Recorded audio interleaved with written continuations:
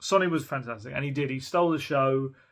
A game that didn't really have a narrative because it was so end to end ended up having a really lovely narrative to it, and that was the Sonny show, the Sonhung-min show. It was terrific. It was lovely, and see him afterwards. The way he came down the tunnel and the fans and everything was perfect, and carrying that match ball, of course. But I would say, I hope that as fantastic as he was, Sonny, I hope it doesn't completely overshadow what I felt was a brilliant performance, especially second half from Rodrigo Bentancur. For me, in that second half, that might be the best I've seen him play.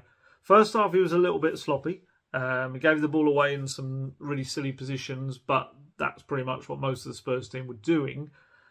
But I just felt second half, I don't know whether Conte made a special kind of point of talking to him or one of the coaches did, but second half I felt Bentancur came out like an absolute kind of steam train ready to change the game. It was all action. He was everywhere, covered every blade of grass.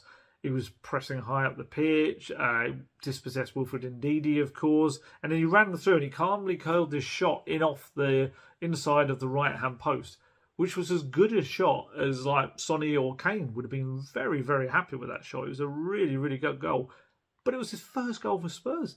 I think we all kind of went in the press box, we were like, was his first goal? And we all had to kind of look in the stats, and it's like, yeah, he's a guy that definitely should score more because he clearly has that technical ability.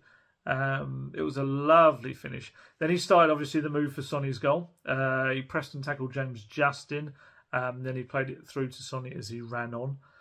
It almost had another assist as well. He kind of got down the right and he curled in this lovely ball around the defender into Sonny's path, but Sonny just kind of snatched at it slightly, he scuffed it, and it didn't really go anywhere.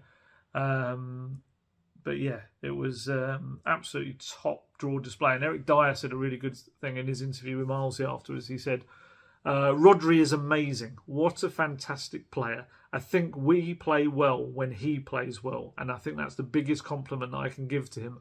When he plays like he did in the second half with such a good team with him, because he offers so much defensively. And then with the ball, he's got so much quality and a lot of personality as well to play and play in tight spaces.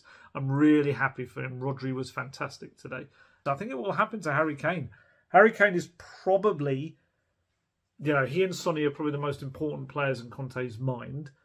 Sonny is probably slightly not easier to rotate, and you saw on Saturday just why that isn't the case.